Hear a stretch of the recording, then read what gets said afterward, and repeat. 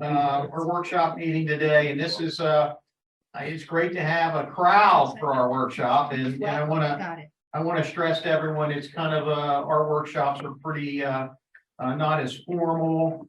We're pretty open, and if anyone has a question as we're going, kind of raise your hand if you do. If you want to stick around, listen. I have the agenda up here, but we're going to switch it around because I know that we got a few different folks in here today, and if you want to stick around for the meat and potatoes of the meeting at the end, you're certainly welcome to, but I don't want to bore anyone. But first and foremost, I want to introduce the Elkton Alliance. Has been our kind of our economic development arm for the town of Elkton for years and years and years. Always did, it was in charge, or is in charge of our Main Street program in downtown Elkton. And we're very proud today to introduce our new executive director, Alicia Calhoun is in the back here. So we got Alicia. So in our downtown, she's going to be the face of our downtown. So, and we're going to spread her wings for the whole town. So I use the word downtown loosely, but it's for the whole town of Elkton, the Elkton Alliance, and even past that. But welcome on board. So next I have up, we got Mandy Feeney reached out to me, and Mandy is along with her team spearheading the Judy Center. And I said, what the heck's the Judy Center? I need to know more about this. And she brought her team in to educate us on exactly what the Judy Center is. So Mandy Feeney is on board. You got the floor. Thank you. All right, thank you very much, and we appreciate the invitation that you extended to us to come. And you might be able to pull that microphone a little closer to you. Thank you.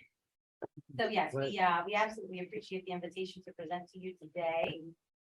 And I do have an actual presentation to share. Pop that up on the screen.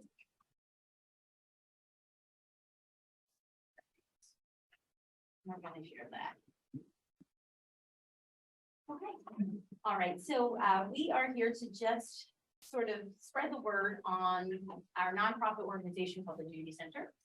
We have actually been around in Cecil County for 20 years, but we have served such a limited kind of threshold or a limited group that we weren't really widely known. We were really only known by the folks that were directly associated with us. But we have expanded our reach and expanded our programming, and so that's why we're here today to talk a little bit more about what we are, who we are, how we're serving the Elkton community already, and how we're expanding and serving other communities in Cecil County as well. So we'll start with this quick presentation of what is the Judy Center. It's really important to note that the Judy Centers are unique to the state of Maryland, and they do come from the Maryland Department, the Maryland State Department of Education. So this is an initiative by the Education Department. And as I said earlier, it's been around for more than 20 years. It's actually coming from Stenny Queer, and in honor of his wife, Judy, who has passed away, and in her honor, he created Judy Centers. The focus of Judy Centers is early education and supports for families with young children. So we're talking about a population that is prenatal to age 5, so just entering school. That's the target population that we serve, and that's the target population that we work with. We are not a place until now. That's our hope. It's part of the reason we're here. So until now, we have not been a single place because that's not the purpose. We're not a daycare center. So I wanted to clear that up as well. We're actually a partnership or a network of the wonderful ladies you see behind me in collaboration with multiple agencies throughout Cecil County to do the work to serve young families and their children, getting them ready for school, as well as on a trajectory for healthy overall wellness into their adult life. And so we are in a position now, though, where we would like to have one single space to call our Judy Center so we can offer some of our programs through that one location. We'll talk a little bit about what those programs are as we move on. Just to give you a visual of how we operate or how we're structured, that's the visual you see on this page. I'll talk very quickly about the words that I've used on the side to describe this. We are comprehensive, which means we are providing a litany of services. I'm going to move this bar a little bit so that you all can see here in front of. And my apologies. I'm trying to get it out of the way. I didn't want to be rude. No, that's okay. We do provide the services, but we're also trailblazing in the state of Maryland. So there are 48 Judy centers across the state. We are very unique in Cecil County. We wear a badge of honor, well, the gold star for the model that we've created here. So we operate as one Judy center serving the entire county, where in other jurisdictions, Judy centers operate as individual entities, sort of pulling on all of the same resources and trying to duplicate services in a way out to various communities. When I say communities, I'm meaning think a town and then think a neighborhood in that town in terms of trying to provide services to very explicit and very pointed groups of people. We operate differently because we operate on a countywide model, being one Judy center. We're partnership centered. We'll show you who our partners are. I hope you're impressed by our list of partners. It does speak to how comprehensive our services are and how important our support is in the county. We're full-time and full year, so even though we're part of the school system, and the school system is our grantee, they hold our grant, we don't operate on a school system calendar because families and children don't develop on a school system calendar. They operate and develop all year long. So we're there to provide them support all year. We are associated with 10 specific school sites.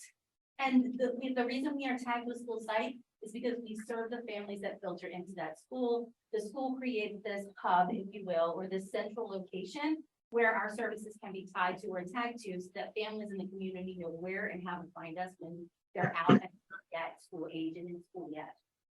We have 11 staff members, which is very new to us. So for the first 20 years that we've been in Cecil County, we were really an entity of three folks.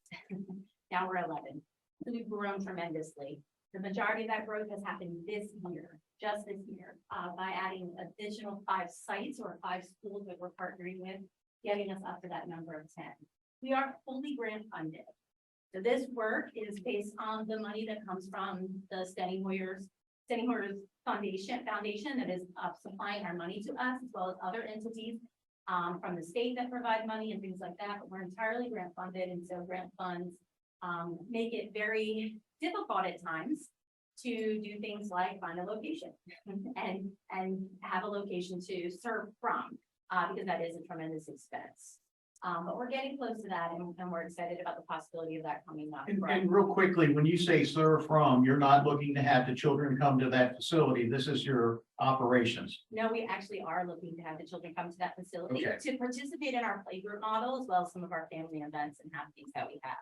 And if you want a point of reference for what we're talking about, we have a space that we created at the Neighborhood Community Center. I'm not sure if any of you had the opportunity to go in there.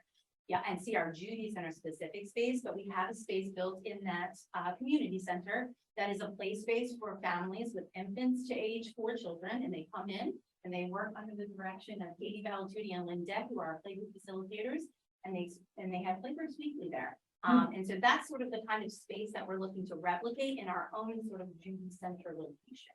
Understand. So here's the list of our friends and partners. These are people we are working directly with. These are not people who just like us or spread our name, but we work directly with them, collaborating and coordinating services for families. So in essence, what happens is these partners here, these folks here who are doing tremendous work in our communities to support young families and their children, they actually refer to us. They come to us and say, how can you help us get connected with other resources? So out of this big old list of folks here in this county that are doing really important work, we tried to serve as sort of the starting point and the conduit that pulls it all together. And then in a very strategic and non-duplicating effort sort of way, get people connected with the resources that they need.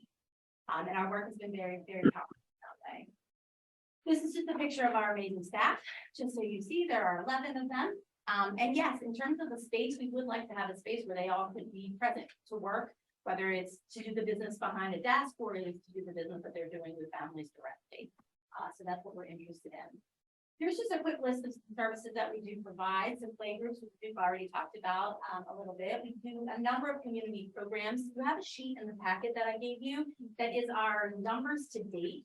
That is September to December. You can see the tremendous impact we have on the community. And these are just numbers for a 6-month period of time in terms of the number of community events we've offered, the number of playgroup families we're reaching on a weekly basis, the number of community resources and connections that we've made to sort of better that environment for young children.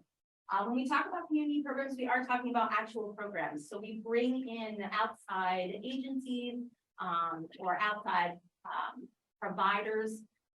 For example, we have had someone named Eric Energy come from Baltimore who does science shows that are specific to preschoolers, so that preschoolers and families with preschoolers have a way to engage their child in learning, language, and just overall healthy development and positive experiences. We bring those to our communities for free. No one's ever charged to participate in any of our activities. We also have early education specialists that are working directly in our schools as well as in our childcare centers, again, to raise the bar and ensure quality for our young children as they are developing, getting ready to come to school.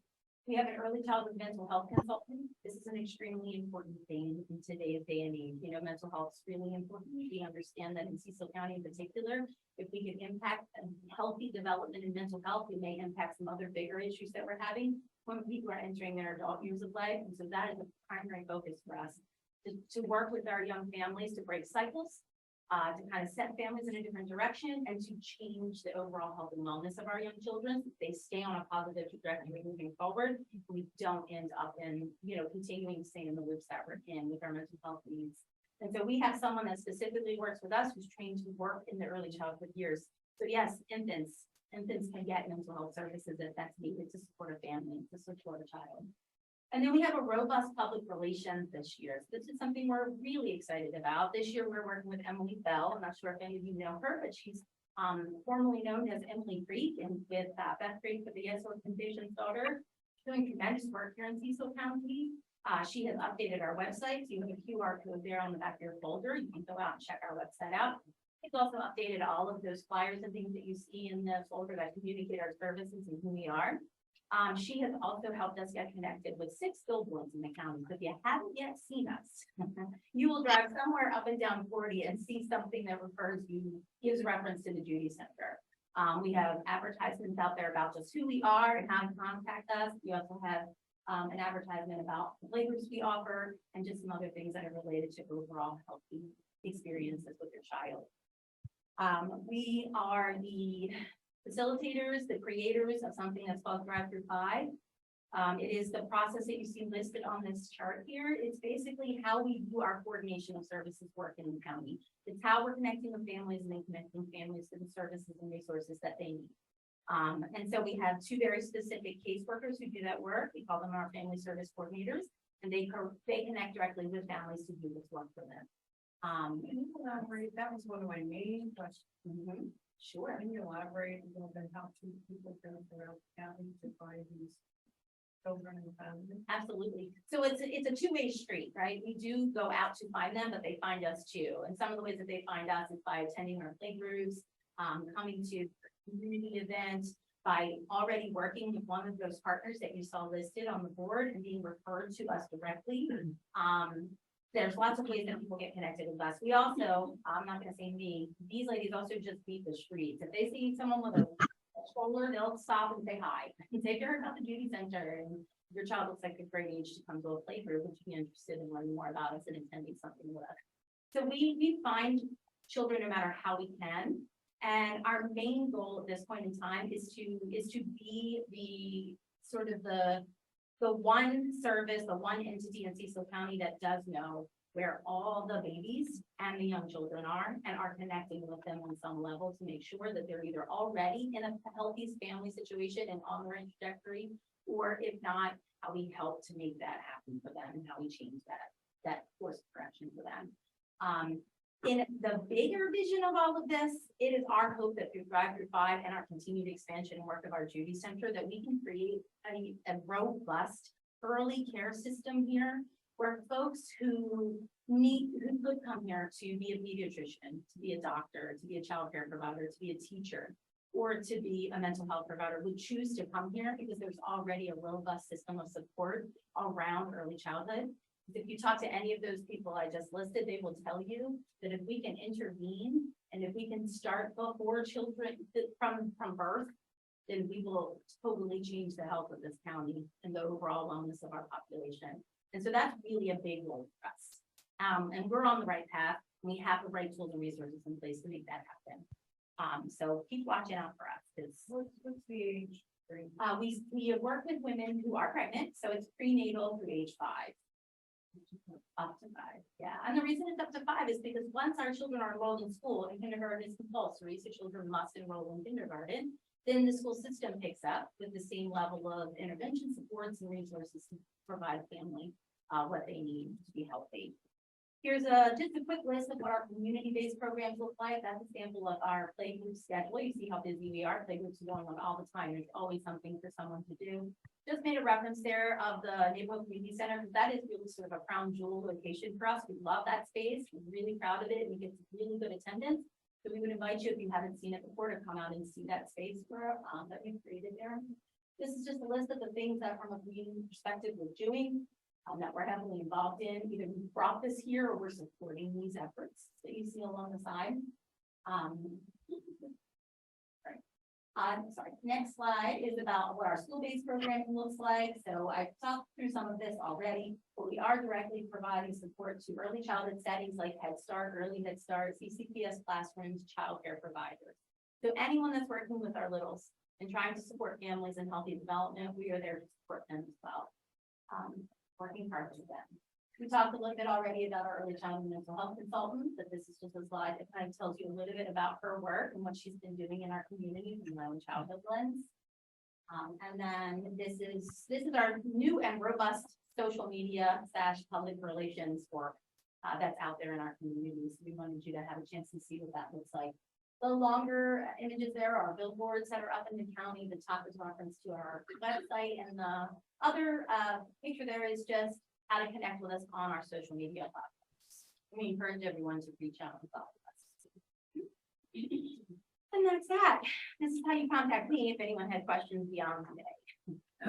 Andy, thank you, but I have a few questions. Sure. Thank you. I've learned more about the Judy Center than I ever thought I would know. And it certainly is a program that I think is something that we could get behind and support. Is the program, the Judy Center, 5 days a week, 7 days a week? So we are, typically our programs are running 5 days a week. Okay. And obviously, because these are employees, they work on a 5-day work week, but we are available and accessible to support families and programming through the weekends too, which we do. So when our partners have programs on the weekends, we're there. These ladies are popped up and they're supporting these programs too. And our family service coordinators will take calls, they'll see referrals coming in, they'll be accessible to their families as needed all through the weekends as well. And the hours of operation is what? So it follows the school day, basically, in terms of the hours of operation. There are accessibility, like I just mentioned, those shut off. So you can access us anytime through any of our social media websites and platforms, also through the phone. But our hours of operation run with the school system, so we're basically operating from 8 to 4. How much interior space are you looking for? So that's a really good question. Because ideally we would have enough space to pop up one of our play groups, which, it's not a whole lot of space, and to be honest with you, that we need for play groups, because our furniture is little, our people are little. And, we just need space to be on the floor to play with the kids and to engage with them. But in that space, we would also need access to a restroom that would be appropriate for young children who might need to be changed or toileted with toileting support. So it doesn't need to be multiple stalls necessarily, but just a family style bathroom that gives families and children access to a restroom space. And then some type of space, even if it's just one little room where all of these wonderful people can convene together and have sort of an office workspace to work from. So, even a space like this room right here, where one half sectioned off for play groups and events and the other half is for folks to do their work, is really all we're looking for, just a space of all. Is there exterior space needed? No, not really. I mean, obviously, it's always ideal when you're talking about littles to be outside running around and playing, but it wouldn't deter us from considering a location. It would be sort of the icing on the cake, if you will, if we had an opportunity to have a space that had some outdoor access for it. Board have any questions? One question I had, basically, with the referrals that you have, do you have referrals with people asking for special needs children? You Incorporates program with them. Absolutely, yes, we are directly tied to infants and toddlers. And so, yes, so when we have referrals come in, we actually may be the first, the ladies here may be the first people to say, this is something that we might want to refer to infants and toddlers, or reach out for, you know, some more specialized screenings or assessments around, to look through the overall development of your child. So we do not exclude any child for any reason.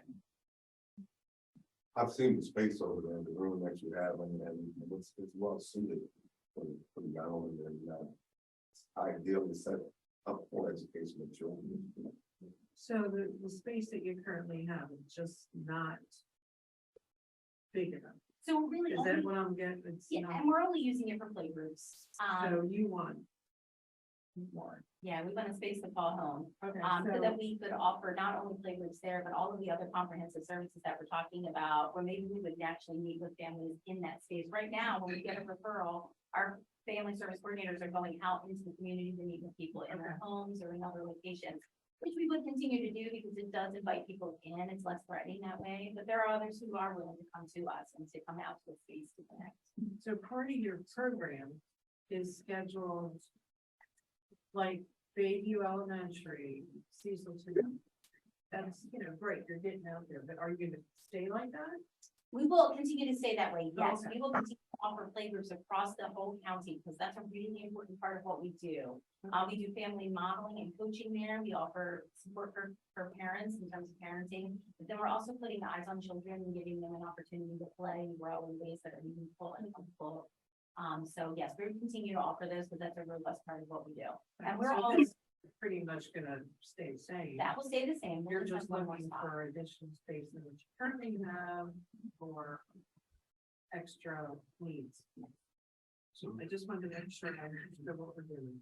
All right, thank That's what you. we're looking for. All right. wait a minute. Yes. So have you had a conversation with the school board as far as the central office with some of their buildings that they have either shut down, not eliminated, but have you had this conversation? Yes, actually, that's, so I work directly for the school system. Judy Center is just one branch of the work that I do for them. I am the early childhood coordinator for programs in the county as a whole. And so, we are tied already to schools and we do have spaces in those schools where we do the work that I'm mentioning, but we are also going to be expanding pre-kindergarten services next year, just so that everyone's aware it's coming. I'm sure everyone else has heard that the blueprint for Maryland excellence and performance has been accepted by the governor's office and many initiatives, and that blueprint are being pushed forward and changed into law. One of those is increasing the access of kindergarten school. And when that happens next year, we're going to have to occupy more space in all of our school buildings to bring in more 4-year-olds. Judy Center is going to get the eviction with this. We're going to have to move out of those spaces. One more question. I asked you that question.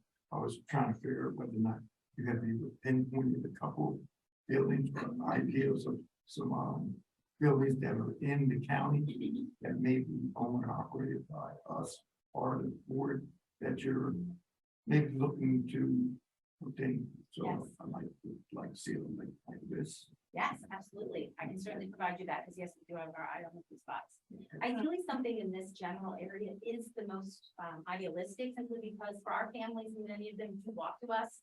They do walk to access us, or they're using some sort of transportation, one of our transportation services to access us. So once they get here in downtown, we all know they have access to the health department. They have access to the children's medical center that's right next door. They would have access to all the things that are in this area that they might typically be walking to. Now we can fold in access to the service like the Judy Center as well.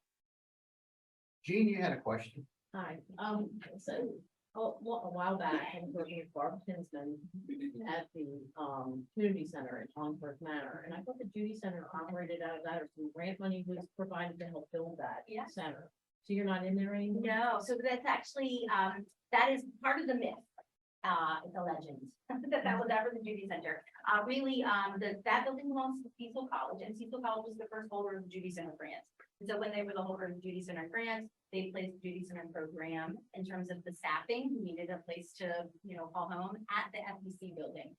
It's still confusing because on our public transit map, it says that the Judy Center is the FBC. That's not accurate. The Judy Center is not the FBC and it's not the place. The FBC is pretty much strictly Head Start, Early Head Start. with the things that are coming around it to supplement and support that community, but that is not where we are located or housed. We're in there to support the education programs that are happening there in children and families, but that's not our location.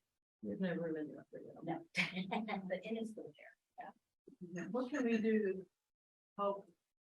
Help you? Yeah, so really, it's about helping us kind of keep an ear and an eye out for a space where it's not going to break our bank, break our grant, because we do have to pay for our salaries and our staff and our programming. But we do have a way and a means through our grant to pay some rent, right, to have a space to be located. We will outfit a place, if there is work to be done inside of the building that you all think is just sitting there and can be useful, we can do that work with our grant funds and make that happen on our behalf. But we just need help finding a spot and having some support behind finding a spot where we're not going to get sort of, where there will be some grace, if you will, with what the rent's going to cost us. So support, so us giving you support on a place would require us to know where you're looking. Of course, yeah, that would be helpful. Absolutely. Just to know that. I mean, I can tell you right now, we're obviously very interested in the spaces for rent right across the street. The reason this all came about was because I spoke with Mayor Alt about the old Parks and Rec space, and if that was available for anybody to reach out to. Those are two spaces that we're very interested in if they were open. What's across the street? On the Um, corner? Yeah, the bank, the old bank. Oh, Yeah, and it has been brought to my attention that there's two buildings in the Chesapeake Commerce Center that are looking to rent spaces out as well. So one in front of Kitty Academy by the NDOA and some space available, and then one that's actually next to the Cecil Transit Station, or the Cecil Transit headquarters has space available too. So there are spaces out there. So we're just interested in sort of what else is there and what is there that the town's willing for, even Cecil County government will partner with us around to make this happen. Well, listen, I think this did us good to understand a little bit more about the Judy Center, and I can tell you, I think that everyone's mind is up here working right now, and it's a worthwhile program, and I think we all want to get behind it, so thank you. I have a question before you Go go. ahead, Rob. Do you do anything with food and beverages with the children? Are there any special requirements for a building that you're looking for that? No, we would not serve food. So it would be nothing other than a refrigerator, more than likely to hold even juice boxes and a cabinet and maybe a sink to clean up after a snack. But we're not serving meals. Sure, we're gonna put our minds to it. Thank you. We'll be in touch. Thank you. All right, Thank thank you, you. guys. Thank you. I appreciate it. Thanks for coming in. Gonna bounce the agenda around. I think I got Miss Davis from the Eternal Change Church here. Yes. Come on down and introduce yourselves. I think you wanted to introduce yourself to the, and tell us a little bit about your church and.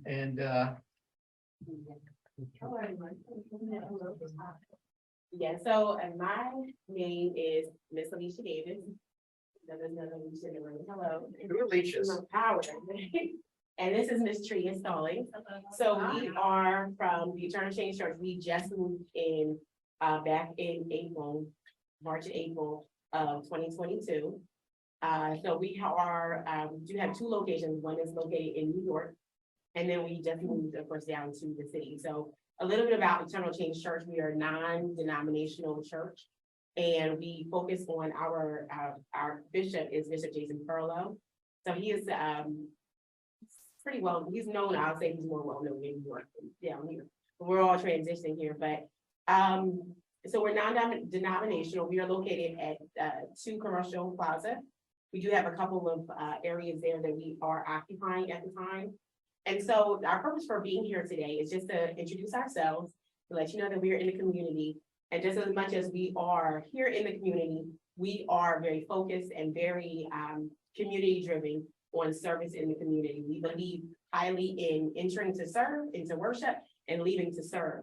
And so you'll see a little bit more of us. We will be sitting through the entire meeting. We're not worried about being bored. So we'll be sitting through the community, but we want to make sure that everyone, that you are aware of who we are and that we are interested in, just as much as we come to occupy a space, that we are here to raise up leaders within our own congregation, but also to help serve in any way that we can, in any capacity that we can.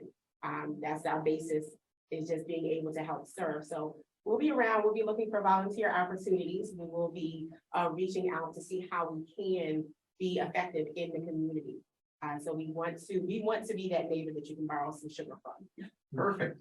So, but we were able to, before we even came, we were able to look at the comprehensive plan for, that was established in 2010. I know, there was a question if there was, there was an updated comprehensive plan for the community. Okay, awesome. So you should read our sustainable community plan. Okay, we would definitely look into that. And like I said, as much as we are reading and studying, we are very highly interested in making sure that we are able to serve the community. So we did want to come here today, myself and Ms. Stallings, just to introduce ourselves and just let you know we're here. We are going to be having a interest meeting. So you'll see, check your mails. We're going to have an interest meeting that's going to come on the 28th of this month at our church location at 2 Commercial Plaza. And that will be from 12 p.m. until 2 p.m. And you'll get a chance to get to know us a little bit better. Well, listen, thank you guys for coming in and introducing yourself. Anyone from the board have any questions or comment? Say welcome. Welcome. Yeah, welcome to Elkton. If you're willing to volunteer, we can definitely put you to work. I think there's 2 organizations here today that'll love to have your help. Yes, well, definitely, because we quite a few of our members, of course, we're here in the community. And so what better way to, spread love? And that's what the biggest mission of is just spreading love. And so best way to do is to serve. So just let us know. We're willing. We're definitely willing. Wow. Good. Yes. Okay. Thank you guys so much Thank for you. coming. Thank you. Okay, next up, I think we're gonna go right into the Infomark proposed rate increase, Lou. Yeah, I think we have Jerry Shoup on the line there. Hello, Jerry. He's a regional manager. He's on meeting right now. I'll just. Okay, you got him on. Sorry about that. How's everyone today? Hey, Jerry, doing great. Good. So we have a proposal in front of us of a rate increase. Can you give us a little bit of particulars on this? Sure. First, thank you all for the time today to be able to speak to you about our proposal. I also have with me today Michael Cronin. He's our business development director. He'll be making the rounds and introducing himself live and in person. We also have Jason Taylor, our project manager, there in the audience. I think you all know Jason. Yep, we see Jason. Jason's got really good beard game now, so. I'm glad you pointed him out. I was wondering where he was. Right. So, yes, thanks for the time, and just wanted to let everyone know, in the proposal, when we started to develop this thing, we were looking at the history of Infomark / Severn Trent and Elkton, and we're looking at 30 years of our partnership. And we've been very successful together, and that's the key. Mr. George has been a huge part of that. He's just from us, he's really easy to work with. He holds us accountable, and at the same time, he's very smart about the decisions he makes. So, Elkton, I know sometimes it's hard to believe, but he does a good job. Jerry, I want to let you know that there's 3 members on the board that were part of the first contract with. Wow. Wow. We What don't members look that are old. We don't look that old, but I will tell you, there was 3 of us up here.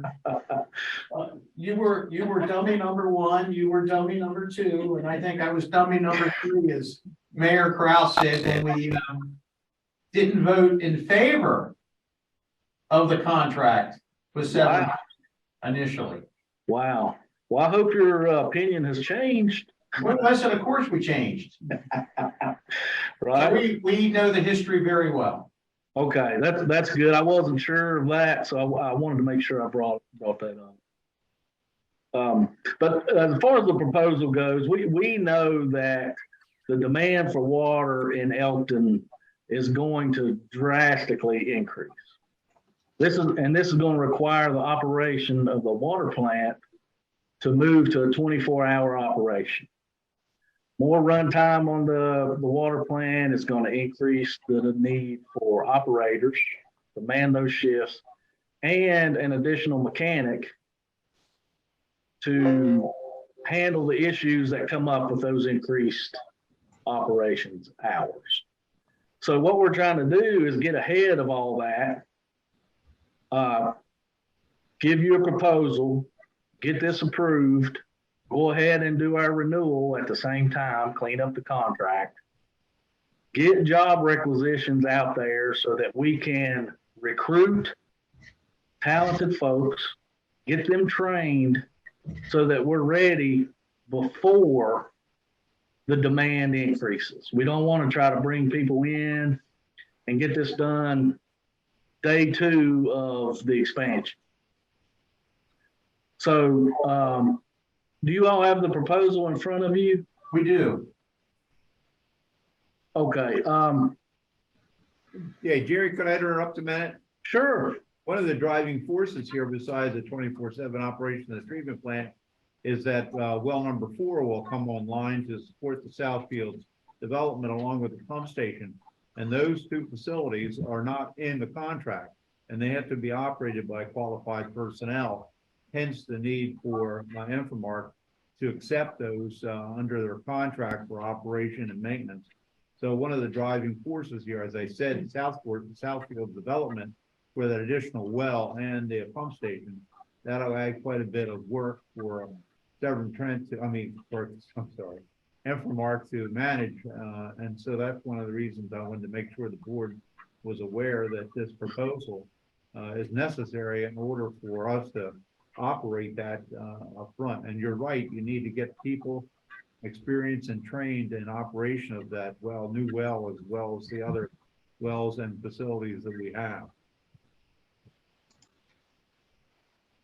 Absolutely. And we, as your partner, as soon as we heard about this, we began to talk to Mr. George about the things that need to happen. What can we do? We've had in 2022, we had some turnover at the facilities. We've actually brought in a regional manager from New York, from the Hudson Valley. We brought in an area manager from the Lidditz Downingtown area in Pennsylvania to help support operations so that we can continue to provide the citizens water. We feel like we've overcome that. But to move to that next stage, we really need to get on the ball here and get some folks in, get them trained, get them grounded so that when this happens, it's a seamless transition. No one will ever know that anything ever happened with the water demand. We just slowly increase production and make sure that there's no hiccups when the demand goes forward. Well, I think it's very important to be proactive in our infrastructure, and that's what we've done. And I think that I don't believe that we've ever had any hiccups with our service other than when we have breakdowns of water mains, and which is something beyond anyone's control. But I think that Infomark and your predecessor, Severn Trent, has always done a very good job for the town of Elkton, and we're very proud to call you a partner. So we're going to do whatever we have to do, or I feel that way anyhow. Does any of the board have any questions or comments in regards to? I just want to make a comment. I really appreciate the help and support from Infomark. I know being a long time resident here, just a few years ago, you had to ride through and just smell the smell and how that's changed. I think you guys are a big part of that. So I tell you, just getting rid of that was a big one for us. So now the water issue, I know it's been a water issue throughout the whole, state, county, wherever you want to call it, but, I know this man, you sound like an educated person, but I'm sure that we got Mr. Lou George, because he can guide us the right direction. You like that, Lou? There's no doubt Lewis knows more about infrastructure, for our town than anyone. And, So, thanks. I know Lewis feels very comfortable about this, so I think it'll be something we'll move forward with. You guys feel that way, or how you feel? I do, but I have this burning question. Go ahead, Gene, you're on. Since we have this growth that we know is coming, and we're preparing for it, which is perfect. And we're gonna start 24/7. How's the plan? I mean, is I could not hear her question. I'm Okay. sorry. yeah. Go ahead. Well, Gene was asking, we're gonna be able to start running 24/7 to make sure that our water needs to, the residents of the town we're fulfilling those needs. But the question is how is the water plant itself? So, last year we completed a filter rehab that needed to happen for the facility. Thank you all for allowing us to complete that work. That was a big piece of keeping the plant reliable. We are now within a month of completing a UV disinfection project that, once again, you all listened and you approved that work. That gets us in a state of not only reliability for mechanical reasons, but compliance. It makes it a little easier to treat the water. And then the demand changes, that's crucial. So there are some, I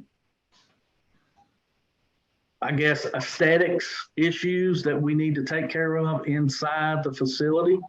But as far as reliability of that water plant, very, very good.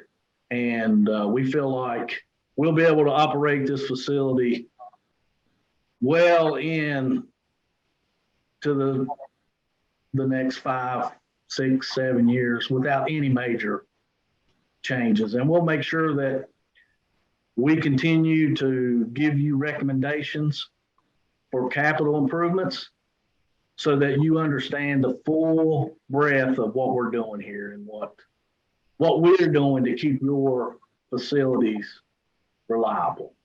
But to answer the question, we feel that we are in good shape to take this on. We just need to get the people in place. One of the things I want to mention, Jerry, and of course bring out to the board's attention is the current issues with per and polyfluoroalkyl substances, PFAS they call it. We don't realize, or we have to realize that treatment processes may need to be amended in the future to deal with that, particularly well number 3 is what I'm looking at now. And we've asked our engineer to take a look at that and see if we can come up with I don't want to restore it, I want to replace it and have a new well and well house and probably that PFAS treatment system, which might be a gang activated carbon type filter, because I think that's what Artesian uses. We'll probably pursue that same thing, that same process, which would be very complex and expensive. So that'll be another amendment to the contract at some point in time when that comes to fruition. Another thing is we're going to build a interconnect with Artesian on Route 40, and we're in the process of that plan now. And when that's done, that'll increase the capacity of the town or the resource for additional water from the Artesian system. So those things will have to come into play at some point in time in the future with regard to the contract also. So I just didn't want to leave that off the table as we discuss it at this point in time. Yeah, we're watching the PFAS regulations and treatment options. There are quite a few treatment options out there. It's the disposal of the material once you treat it. I guess we're gonna have to shoot it to the sun because regular incineration does not destroy PFAS. And it's EPA is, they're going through the motions of treatment, what they approve as treatment processes. And that's something that we are holding hands with the regulators now, trying to come up with solutions for that. And we'll make sure that the town is apprised as we move along. That's why I mentioned it, because Infomark does also follows the current regulations for Drinking Water Act to make sure that we're in compliance, and would recommend any capital improvements to our system in order to address those water quality issues. Perfect. Anyone else have any questions or comments about this? Jerry, I think it's been a great partnership. I wish that you guys did trash pickup. If you did that, then you could make my life a lot easier. But you guys do a great job for us, and we're looking forward to renewing this. That sounds very good. Thank Jerry, you. if I could say something, I'm the business development manager. We'd be very interested in talking to you about trash pickup. Oh, there you go. Well, maybe so. Listen, we might be able to work something out here. We're gonna have an RFP soon. Yeah, he didn't wait for me to throw it to him, but that's exactly what I was gonna do. So yeah, we would love to talk to you about that. We Well, do listen, that we're all we do ears. that in other areas. Okay, Jerry, you still there? I am, yes, sir. As a matter of the business of this, what we want to do is, board is, I guess, reach a tentative agreement to this proposal, but we want to actually have the amended contract approved by the board. So that'll be the next step. You send us the cleaned up contract with this provisions in it, and then I'll present it to the board for approval. Absolutely. We'll, the next meeting's the 18th. Yes. Yes. Okay, we'll get it to you before the 18th. Okay, that's fine. Thank you. Hey, Jerry, before you go, I just really want to give a high praise to Jason Taylor. Again, the job that he's been doing for running the facility over there, but he's been doing an excellent job. And Appreciate that. And I'll Appreciate add that. to it, Jason, I think we all have his number in our cell phones, and if you have any problems at this level, we reach out to him. But as you know, Lou's in touch with him probably on a daily basis, and we have any hiccups, he knows it. Absolutely. And then just so everyone knows, I consider Jason the best project manager that I have. And I've got 30 projects. Jason he's come up through the ranks, and he understands Elkton. He knows what he needs to do for Elkton, and we're just lucky to have him. So I appreciate the good. Yeah, absolutely. All right. Well, thank you guys so much. You'll get that over to us to finalize, and we'll get it rolling. Okay, sounds Thank good. you very much. Thank you all. guys. Thank you, Michael and Jerry. Thank you. All right, next up, we have the Will Map Go Long Range Plan. Come on down, Dave. Afternoon. Yeah. All right, we're gonna take a 2-second break, but as you get set up, I think you gotta get set up and hooked in. I think I'm all set up. Probably just need to share my screen.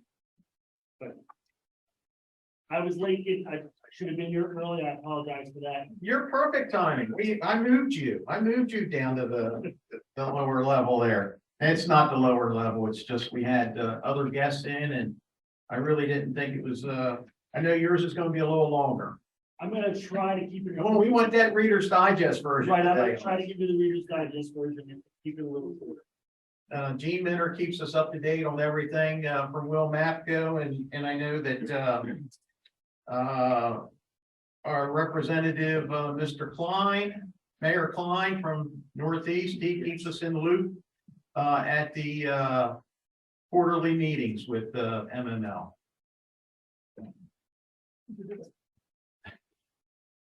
The floor is yours. Okay.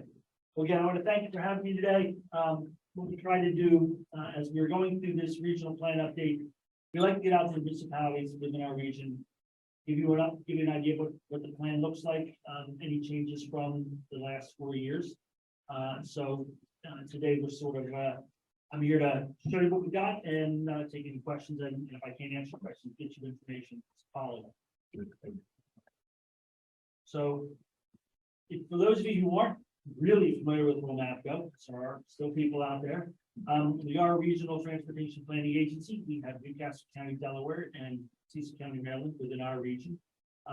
We are basically focused on planning and coordination of transportation. So we work with MDOT on big projects, but it also means we come out and we work with towns, communities on small projects, things that they want to get done, help them find the money. We are not an implementation agency, so we have to partner up to get things funded and implemented, but we do look out, not only look out 20 years for projects, but we also look at the next 5 years. And again, sometimes we're down in the community working on a current project that needs some solutions. Again, so that goes back to our the work we do with the public. That's sort of our key for everything. If you don't start a project with the public, you're going to end up with them, and they may not like what you've done. So better to start off with them. And as I pointed out, we have to partner up very much with the DOT when it comes time to trying to get things implemented. So we have 4 main documents that we work on. I'm going to talk today about the regional transportation plan. Just to note the other ones, the Unified Planning Work Program is our day-to-day work. That's where we schedule. Basically, we solicit municipalities, county, other, even the DOTs. Are there any projects that they need us to help them plan? And that's what the staff does every day. We also have an analysis document that's congestion management system. We look at congestion within the region, all the major links every year. So that's basically an update every year.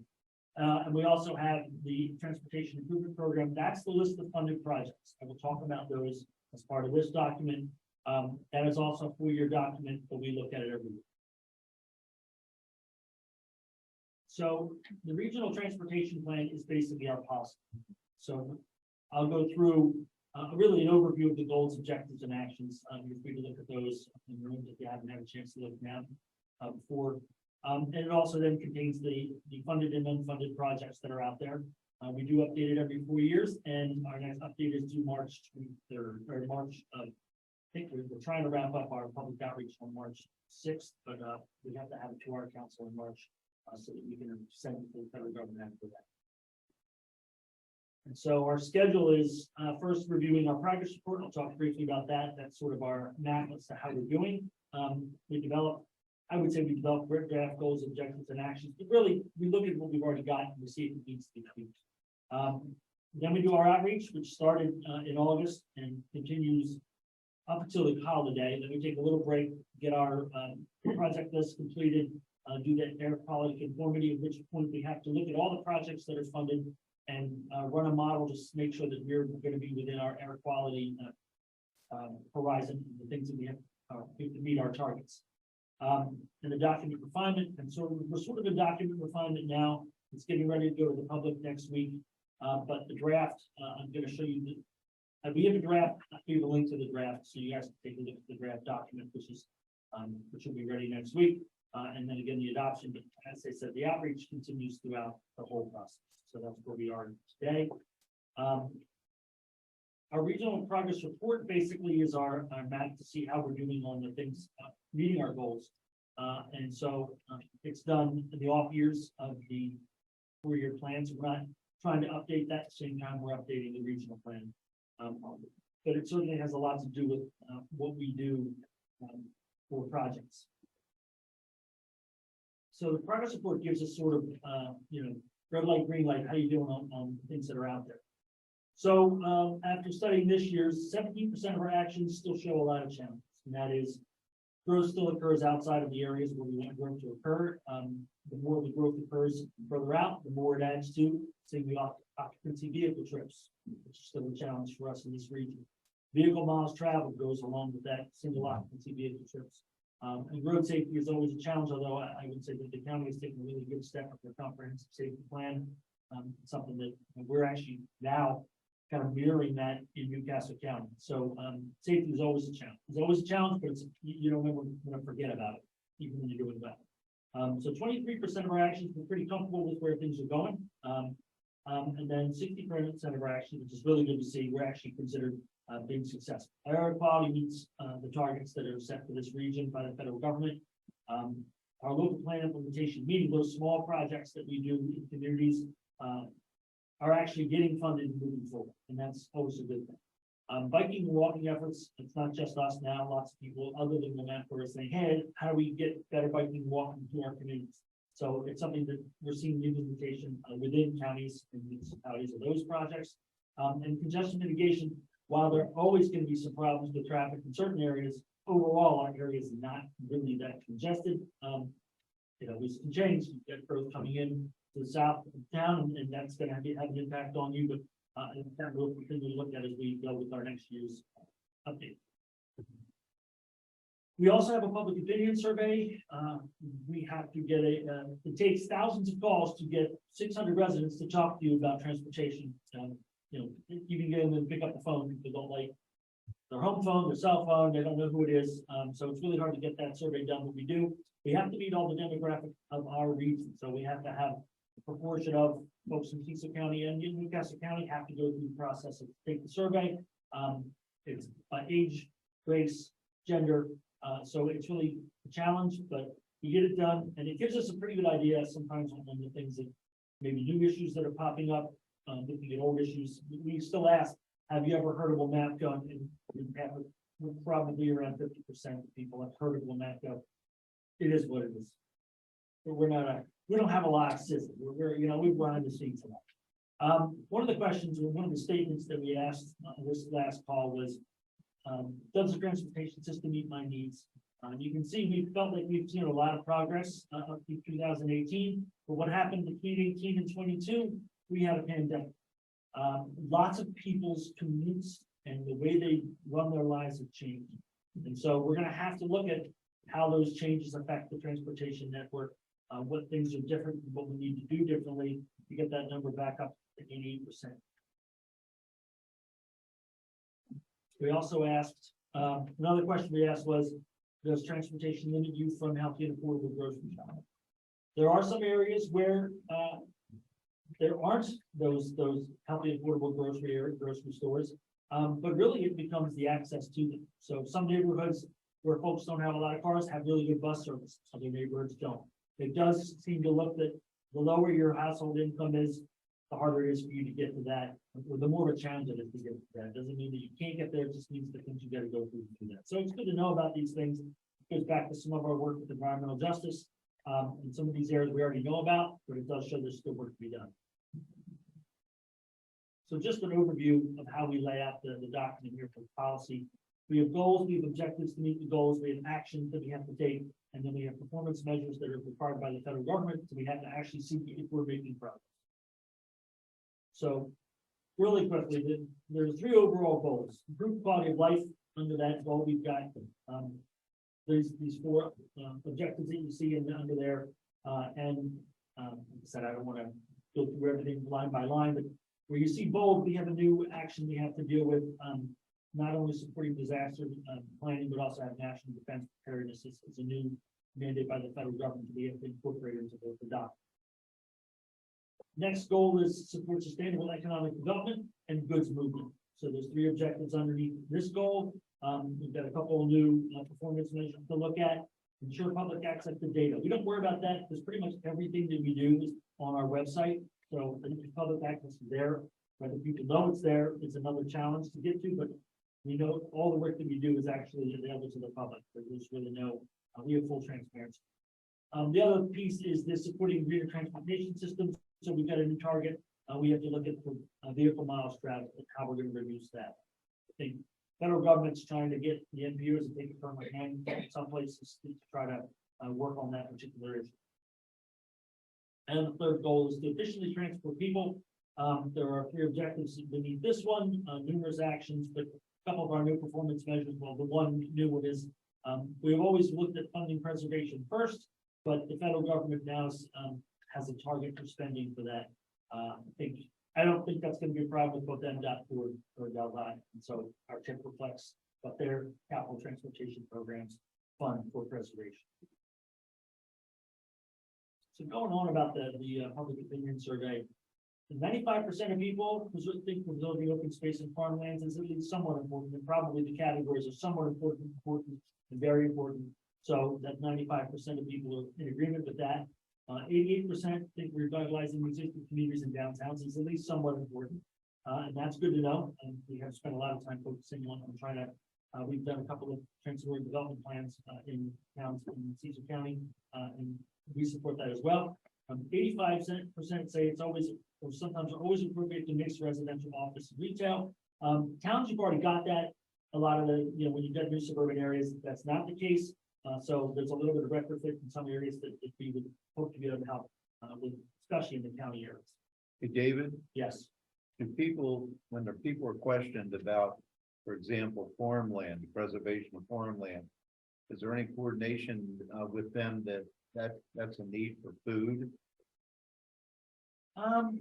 Without farmland, there's no food. Right, I think a little bit of that. I also just think, I think when people move, it happens in subdivisions. They move to a new area, they've got a real nice view of woods and cornfield, and then they complain because somebody else developed something else right across the street from them, and now they lose their view of fields and open land.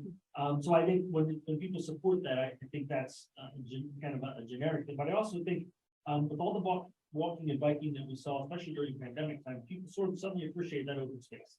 The ability to just get out and be somewhere and not be surrounded by other people, and especially not about traffic. The reason I mentioned that the ag industry is having problems now because the population's increasing and the space in which food is produced is diminishing.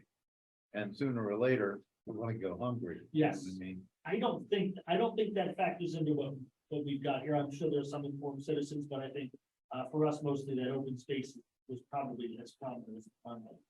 I don't mean to hold you up. Okay. I will take questions as we go through. So I'm trying to move fast, but if I go hit something you want to talk about, please stop me. Okay, here's what I love. Connecting neighborhoods to each other and nearby destinations is at least somewhat important. 84% of the people say they like it, but when you try to propose a walkway or connecting cul-de-sacs, or a new roadway that connects two neighborhoods, I don't know where those 84% of the people are, but it is something that people getting to feel strongly about. So again, something we always try to work in. Planning for sea level rise. I think not just sea level rise, I think really this should be more comprehensive with just changing the climates, because even if you don't live near a coast, when you see these storms that come through now, how much rainfall we get, you got to manage the stormwater better than we have. And so I think comprehensively, as we look at it, it's much more comprehensive than just sea level rise. But I think that's the question that was asked here on this survey. In development and transportation projects should be concentrated in areas with higher population employment. 68% agree with that. I think it's easier for DOTs and even for us to try to target areas where you're making great transportation investments, you want to affect the most people with that. And so the opposite would be somewhere very rural where you have to make you spend a lot of money, it just doesn't have the impact on traffic as well. So I think it's something that we're interested in seeing this, and we track these. The questions don't change that much, so we can actually look back years if we need to see how people's opinions have changed. So now we'll get into our transportation investment areas. Really, the difference between center areas and core areas are train stations or rail lines. That will affect the type of the transportation investment made in those areas. Community areas are basically, the kind of suburban areas we're used to. Developing areas are the areas we personally would like to see stay a little less developed, and then rural is an area of the areas that just aren't touchable. We use the state's strategic area plans to start things. We use county comp plans to help us flesh out this map. You can see in Cecil County, there are a few centers, the areas that are along the rail line. And so when we talk about investments, we do talk about train stations in these areas to actually get them in there. But really that's the main difference between core and center areas. The one thing we like about working with Cecil County is the areas where developing in rural are separated better than I think they are in Cecil County. You get your growth areas sort of targeted, and you try to stay within these, and that fits right with what we try to do. So now we're talking about funding, everybody's favorite piece. My least favorite piece piece that I have to rely on those people to get the information. So if you have really detailed questions, I will take down your questions and I will get you answers. But basically, this shows you Maryland's transportation funding. Again, that 30% sort of off the top goes right to preservation. I think that's important. You're building roads, you gotta maintain. Operations, more expensive. I think there's a bigger chunk here than there is from Delaware. More operations, much bigger state. And then you got your 18% of your budget for transportation remaining for capital projects. And you can see that number for Cecil County is a 0.5%. I wish we could do more about that. When we go through the list of projects, I think you'll see it's better than it feels when I show you that 0.5%. The rest of this chart basically shows you the funding that's available now for short-term, medium-term, and long-term projects compared to how much we had last time we went through this in 2019. And so the monies are similar, a little bit better in some cases, they've been in the long term as much. This does not include the MDTA, the toll funds and roadways. Those stay separate. Those toll funds stay dedicated to the toll roadways. Can't spread those out anywhere else. So now let's get to a little bit more details. When we talk about projects that are out. Now, what you'll see on this one side here of expenditure costs. When we go through our list, we have the constrained list, which is the projects that have funding. And no matter where the funding might show up, and the projects that are aspirations do not yet have funding. Normally we go with about a 3% inflation rate, because when we build this budget and this plan, we have to be constrained, meaning we have to be able to account for the money that we project that we're going to have and the projects that we want to get built within those. 3% is what we generally show growth because we can't just target what the project costs now. We have to target what the project is going to cost when it actually goes to implementation, construction and implementation.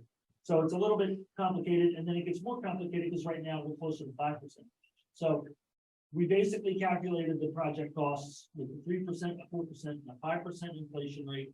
And the 5% inflation rate will apply to the short term because right now insurance rates and interest rates are much higher. We're hoping that things will level off within a year or two, and so those other projects that can go out, we can go back to 3%. But again, we've got to build it to be a constraint. It's got to meet the budget. We can't be over budget. That's what it comes back to. So here's some of the main projects that are out there. These are some of the big ones: the Belvedere Road interchange, East Coast Greenway Phase 1. I don't have great details on where the Phase 1 piece is. I can get that to you. I don't even know. I looked today. The document really shows exactly where. There's a rough map in the document that helps, but I can give more details if you're interested in those. Again, Belvedere Road has a couple of projects, not just the interchange, but then widening the Belvedere Road bridge over the CSX. Those are all in here, they're funded. So this shows you the proposed costs and how we think it's going to play out.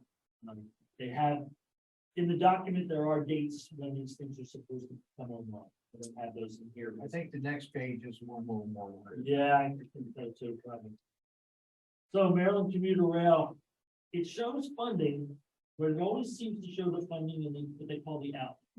So you've got the capital, the CTP from MDOT shows you 4 years of spending that are semi-guaranteed. Anything can happen, but those are more guaranteed. And then there's the out years. In the out years, you always tend to see projects that they're not as clear on when they're going to go for. And I believe that's where the MARC funding showed up as, yes, we're going to fund it, we just don't know when we're going to. We've been fighting this battle a long time. All of us in this room are familiar with the battle. We continue to fight the battle. I would say I'm somewhat encouraged that Maryland's the delegation is sort of forcing MARC to look at that, and I have found that MARC, the more they get into it, the more they think that it's probably a pretty good idea to connect SEPTA and MARC just for commuting to the region. It will always be one of our top things to get done, so we continue to work and push as much as we can. Other things on here, the May County Transit Hub is something that is a wonderful thing. Really, we give kudos to Cecil County Transit. They do a fantastic job for the resources that they have. They continue to find ways to expand their area of coverage and service. Also, the Elkton bus circulator is funded in here. East Coast Greenway Phase 2. Again, I can give you more details if you're interested in those. If you're not familiar with East Coast Greenway, it is a greenway that runs from Florida to Maine. It is designed ultimately to be not the shoulders of roads, but to be separated paths. And really a way that you can traverse safely on bike or foot if you wanted to go all the way from Florida to Maine. It's designed to go through as populated areas as much as possible because it is a tourist item, and those folks, if they are on the road or on foot, need to stop and eat and have somewhere to stay. So it's an interesting prospect. We've done some work. We've gotten some pieces that have been moved from sidewalks and shoulders to separated paths, and we continue to work with them and Delaware to make sure that we can do that process. Delaware, on the one hand, as much as, we've got a lot of budget crunches, the other hand, getting them to be in this state where they can't walk safely, in and out and around it. And, so Maryland, Delaware will see this as something important for them. Still in the funded list of projects, I-95 from Susquehanna River to Delaware line is proposed for expansion. The date that shows up is 2050. I believe that's based more on when projected congestion is when that date comes up. But you can see the cost of it when it does come up. Probably will be closer to 3%, but years out. Other projects, these are more regional. Although someone basically let me know at the Cecil County meeting last night that the 222, 275 might already be under construction. I'm double checking on that one. But again, this gives you an idea of projects that are funded in and around Cecil County, around Cecil County.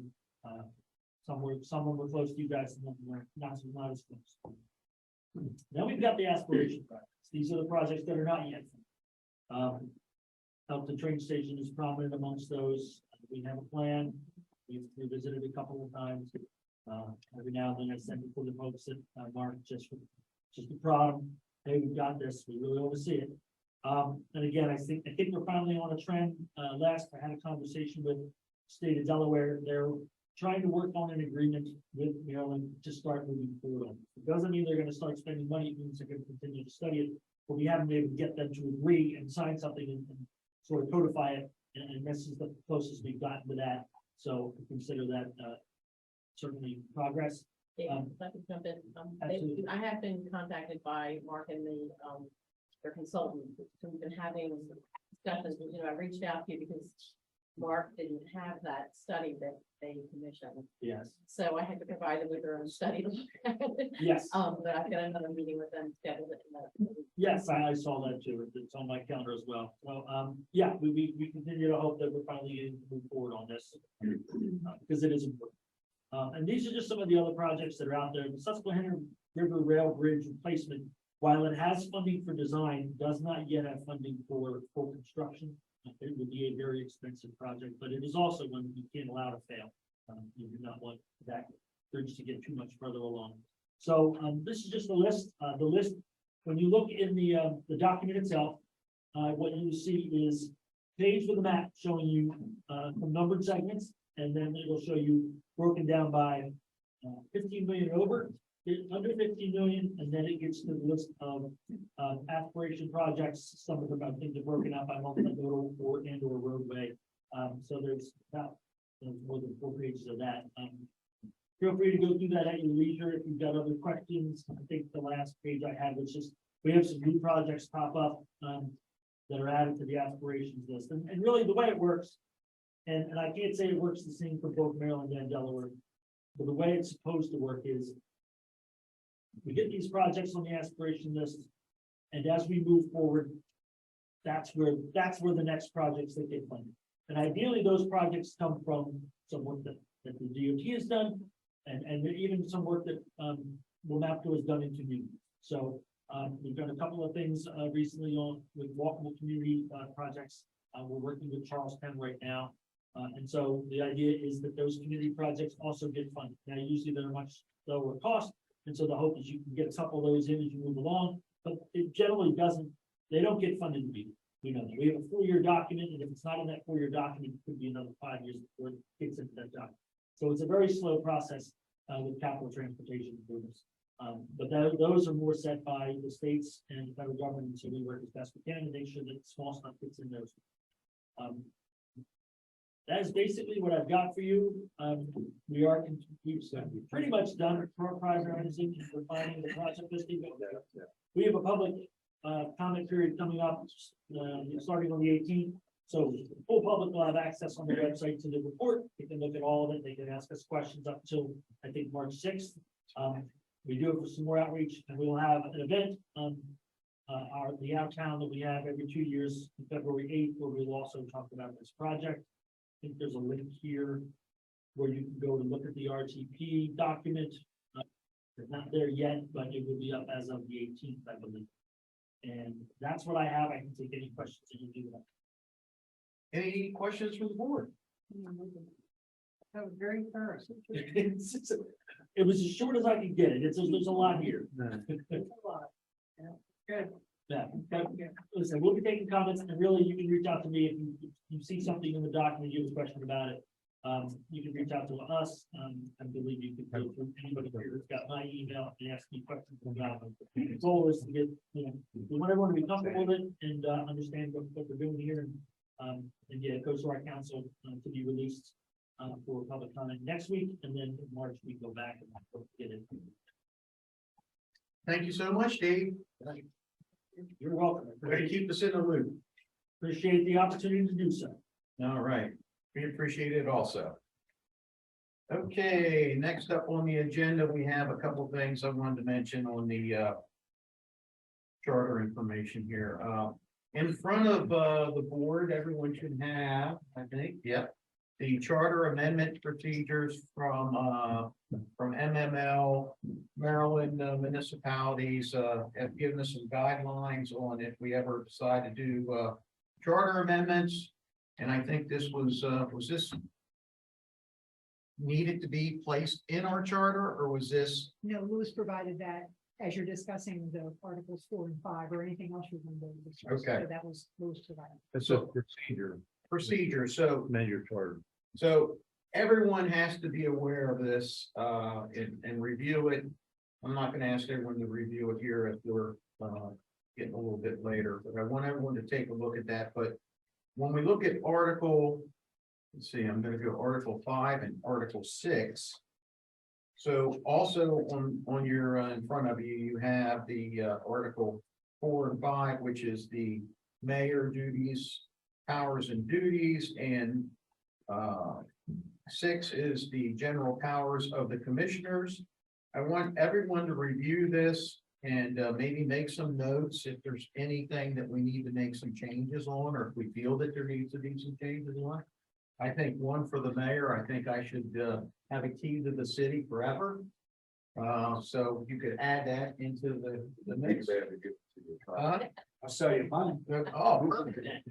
But I think that that's something that we need to review and take some notes on it if there's anything that we do need to make any changes. I think a lot of this language in here is still good, but some of it's you know, from 1981. I think the last time we did this was 81, and I mean, we could review it paragraph by paragraph if you want to now, or if you want to review it. What do you want to do, Gene? Well, once we review it, what do you want to do? Well, I think I want everyone.